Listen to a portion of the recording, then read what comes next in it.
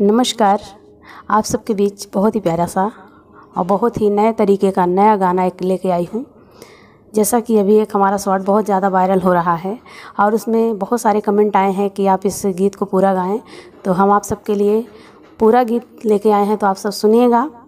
और गीत कैसी लगती है, ज़्यादा हंसी मजाक के उद्देश्य से लीजिएगा, दिल पे मत लीजिएगा, हंस और मनोरंजन के हिसाब से देखिएगा और प्यारा प्यारा कमेंट करिएगा। आइए गीत सुनते हैं। धन्यवाद।